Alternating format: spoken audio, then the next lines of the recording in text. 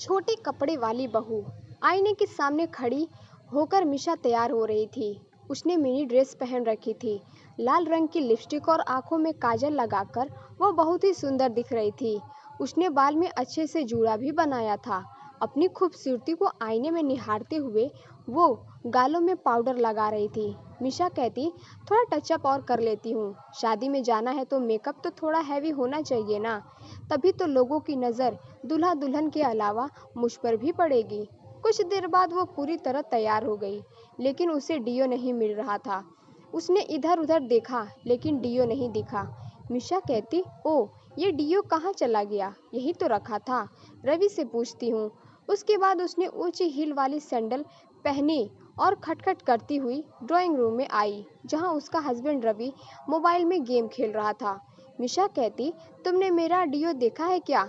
लेकिन Ravi mobile game में इतना व्यस्त था कि उसने अपनी वाइफ की बात सुनी ही नहीं। एक दो बार मिशा ने फिर से रवि से वही बात पूछी, लेकिन वो तो मोबाइल गेम में पूरी तरह घुसा हुआ था। यह देखकर मिशा को गुस्सा आ गया और वो रवि के पास गई और उसके हाथ से उसका मोबाइल छीन लिया। रवि कहता, अरे ये तुम क्या कर रही हो? ये बोलकर उसने जैसे ही अपनी पत्नी की ओर देखा, वो देखता ही रह गया। कुछ देर बाद मिशा भी उसे घूरते हुए देखती रही और फिर कहा, क्या बात है, तुम मुझे ऐसे घूर क्यों रहे हो? पहले तुमने मुझे कभी देखा नहीं क्या? रवि कहता, तुम ये पहनकर कहाँ जा रही हो शादी में? इतनी मिनी स्कर्ट। मिशा कहती, क्यों, कुछ खराबी है क्या इसमें? रवि कहता, अरे नहीं नहीं, खराबी नहीं है, लेकिन तुम्हें पता है ना कि कितनी ठंड है बाहर। हर दिन न्यूज़ में ठंड के कहर की खबर छप रही है। अगर तुम ऐसी ड्रेस में जाओगी तो लोग क्या कहेंगे?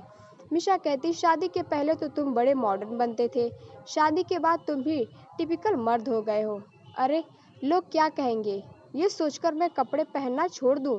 अजी सुनो, मुझे नहीं जाना तुम्हारे साथ शादी में, तुम ही जाओ अकेले। यह कहकर मिशा गुस्से में अपने कमरे में जाने लगी तो रवि ने उसका हाथ पकड़ लिया और कहा, मिशा छोड़ो मेरा हाथ। सारे के सारे मर्द एक जैसे ही होते हैं। शादी के पहले उनका अलग चेहरा होता है और शादी के बाद तो उन्हें लगता है कि औरतें बस उनके इशारों पर चलती रहें। वह चाहे जो कहें औरतें वही करें, जो चाहे पहने, जो चाहे खाएं, जहां वो चाहे औरतें जाएं। अरे आप लोग को पत्नी नहीं, दासी होनी चाहिए। रवि कहती, मिशा देखो तुम बात को क्यों खींच रही हो? मिशा कहती, मैं खींच रही हूँ? लो कर लो बात। शादी में मैं क्या पहनूं क्या ना पहनूं, ये अब आप डिसाइड करोगे।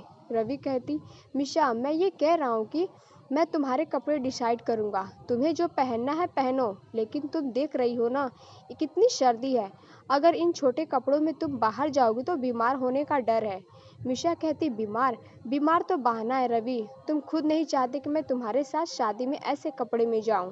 रवि कहता, नहीं मिशा, ऐसा बिल्कुल नहीं है। तुम्हारा अगर मिनी ड्रेस में ही शादी अटेंड करने का मन है तो नो प्रॉब्लम। रवि बात ज़्यादा बढ़ाना नहीं चाहता था क्योंकि उसे पता था कि मिशा सुनेगी नहीं। मिशा मिनी ड्रेस में ही शादी में पहुंच गई। वहां सभी की नज़र उसी पर टिक गई। सभी उसे घूर घूर कर देख रहे थे। रवि को थोड़ा अजीब महसूस हो रहा था, लेकिन मिशा तो बहुत खुश थी। कहती, देख रहे हो सभी मुझे कैसे घूर कर देख रहे हैं, लगता है मैं कुछ ज़्यादा ही ब्यूटीफुल लग रही हूँ। और एक तुम थे जिसने घर पर कितनी नौटंकी की इन कपड़ों को लेकर। रवि ने मिशा की बातों का कोई जवाब नहीं दिया। उधर रवि के सामने तो नहीं, लेकिन उसकी पीठ पीछे सभी मिशा के कपड़ों को लेकर बातें बना रहे थे। शर्मा जी कहते, अरे यार, रवि की वाइफ को क्या हो गया? वर्मा जी कहते, देख रहे हो कैसी ड्रेस पहन के आई है? वर्मा जी कहते, अच्छी तो है ड्रेस। शर्मा जी कहते, अरे ड्रेस तो अच्छी है, लेकिन इतनी सर्दी में कौन ऐसी ड्रेस पहनता है भाई? गजब हाल है भाई, गजब हाल है। वर्मा जी कहते, अरे जिसने ऐसे कपड़े पहने हैं उसे सर्दी नहीं लग रही तो तुम क्यों अपना खून जला रहे हो? चलो अब पेट पूजा का समय हो गया। सुना है शादी में 5 स्टार होटल के शेफ बुलाए गए हैं। खाना खाते वक्त भी सभी की नज़र मिशा पर ही थी, लेकिन मिशा को लग रहा था कि सभी उसकी खूबसूरती को निहार रहे हैं। मिशा कहती, रवि सभी लोग मुझे घूर रहे हैं और एक तुम हो कि खाने पर टूट पड़े हो, एक सेल्फी तो ले लो। रवि कहता, हाँ सेल्फी, हाँ हाँ रुको, मैं हाथ धोकर आता हूँ। रवि ने हाथ धोकर सेल्फी ली। जैसे जैसे रात बढ़ती थी, सर्दी और भी ज़्यादा बढ़ रही थी। सभी लोगों ने तो गर्म कपड़े पहन रखे थे, तो उन्हें कुछ खास फर्क नहीं पड़ रहा था, लेकिन मिशा की हालत अब थोड़ी खराब हो रही थी। मिशा कहती, रवि बहुत ठंड लग रही है, अब घर चलें। रवि कहता, घर? शादी देखनी नहीं है क्या तुम्हें? मिशा कहती, नहीं रवि, इतना पेशेंस नहीं है मुझ में रवि। और मिशा अपनी कार से घर वापस लौट आई। अगले दिन मिशा ने रवि को कांपते हुए जगाया। मिशा कहती, रवि उठो ना। क्या हुआ मिशा, तुम इस तरह कांप क्यों रही हो? रवि ने मिशा के सिर पर हाथ रखा तो वो तवे की तरह गर्म था। रवि कहता, मिशा तुम्हें तो तेज बुखार है। रवि ने अपनी बात भी खत्म नहीं की थी कि मिशा ने कहा, रवि उल्टी आ रही है मुझे, वॉशरूम ले चलो मुझे। मिशा को लगातार उल्टी तो हो रही थी, उसे दस्त भी लग गई। ये मिशा कहती, रवि बहुत वीकनेस लग रही है, बहुत ही ज़्यादा। ये कहकर मिशा ज़मीन पर गिर पड़ी। उसे सांस लेने में भी अब दिक्कत हो रही थी। रवि कहती, मिशा क्या हुआ तुम्हें? आंखें खोलो अपनी। मिशा का शरीर ठंडा होता जा रहा था। उसकी हालत देखकर रवि बहुत डर गया और उस समय उसने अपनी पीठ पर लादकर नीचे ले गया और फिर कार से हॉस्पिटल। डॉक्टरों ने मिशा का चेकअप किया। डॉक्टर कहते, उन्हें इमीडिएट एडमिट करिए, इनकी हालत बिल्कुल ठीक नहीं है। मिशा को आईसीयू में एडमिट किया गया। उसे ऑक्सीजन सपोर्ट पर रखा गया क्योंकि वह ठीक से सांस नहीं ले पा रही थी। पूरी रात वो उसी तरह अस्पताल में रही। अगले दिन रवि कहता, डॉक्टर साहब आखिर आप लोग कुछ बोलते क्यों नहीं? अच्छी भली तो थी मेरी बीवी, अचानक से उसे ऑक्सीजन सपोर्ट पर क्यों रखा गया है? कोई चिंता की बात है क्या? डॉक्टर ने कहा, हाँ चिंता की बात तो है, उनका जस्ट पूरी तरह से जम गया है, सीवियर निमोनिया हो गया है उन्हें भयानक ठंड लगी है।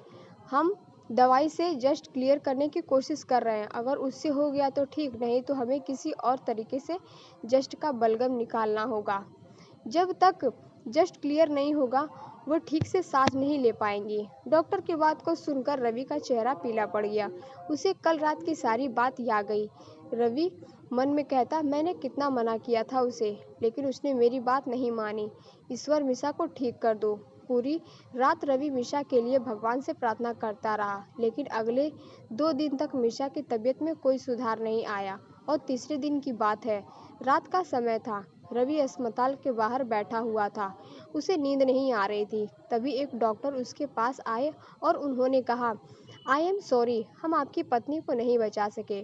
डॉक्टर की यह बात सुनकर रवि की आंखों के आगे अंधेरा छा गया। वह भागा भागा आईसीयू में गया और वहां जाकर उसकी सांसें थम सी गई। सफ़ेद कपड़ों में लिपटी उसकी मिशा शांत से लेटी हुई थी। रवि कहता, मिशा मिशा तुम मुझे ऐसे छोड़कर नहीं जा सकती, नहीं जा सकती ऐसे छोड़ के। कैसे जीऊँगा मैं तुम्हारे बिना, कैसे?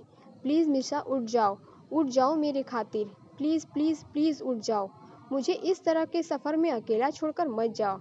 डॉक्टर कहता, आप इस तरह क्यों चिल्ला रहे हैं? रवि कहता, डॉक्टर मेरी पत्नी मर गई। डॉक्टर कहता, ये आप क्या कह रहे हैं? आपकी पत्नी अब खतरे से बाहर है, यही कहने तो मैं आया हूँ, आप उनसे मिल सकते हैं। रवि को अपने कानों पर विश्वास नहीं हो रहा था। रवि मन में कहता, इसका मतलब वो जो देख रहा था वो सब सपना था। हे भगवान, कितना बुरा सपना था वो भागकर आईसीयू में गया। मिशा अब होश में आ चुकी थी। उसने जैसे ही रवि को देखा तो वो जोर जोर से रोने लगी। मिशा कहती, I am sorry Ravi, I am sorry, मैंने अपनी गलती के कारण तुम्हें बहुत परेशान किया ना, सॉरी, अब मैं कभी छोटे कपड़े नहीं पहनूंगी। रवि कहता, नहीं मिशा, कपड़ों में बुराई नहीं है, बस हर कपड़ों का एक समय होता है। अब स्विमिंग पूल में हम लुंगी पहनकर रहेंगे तो कितने फनी लगेंगे, क्यों है ना? रवि की बातों को सुनकर मिशा ने उसे मुस्कुराते हुए गले से लगा लिया। तो कैसी लगी कहानी, कमेंट बॉक्स में ज़रूर बताएं।